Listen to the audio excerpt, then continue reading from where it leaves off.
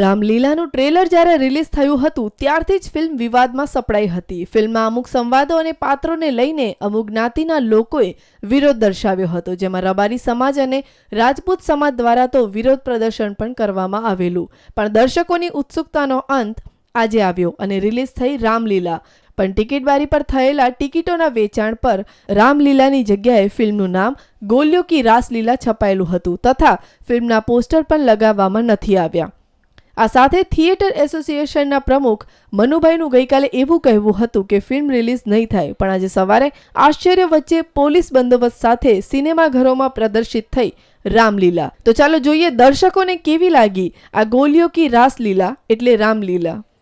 Picture સારું બનાવ્યું, family લાયક છે અને સમજવા લાયક બનાવ્યું. પિક્ચર જે અંદર ડીપમાં ઉતરીને જાણી શકતા હોય રાજા રજવાડા કે ભાઈ આ લોહીનું જે એક બદલાની બદલે સામે બદલો, લોહીના બદલે લોહી, એવું આ પિક્ચરમાં એવું લીધું છે. પણ પાત્ર પાછળથી ચેન્જ થઈ જાય કે જે સમજદારીથી કામ લે કે આજના યંગ જનરેશન પ્રમાણે સમજવું જોઈએ આજની પેઢીને કે આ વસ્તુ આમ ના થવી જોઈએ.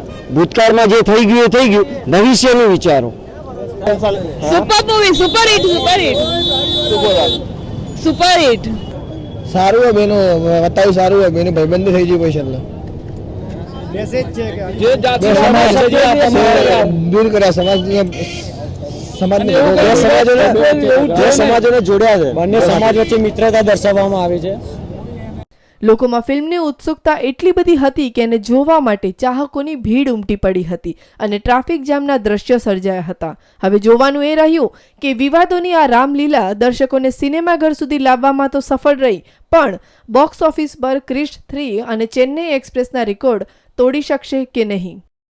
વાદ વિવાદોના અંતે રજૂ થઈ રામલીલા.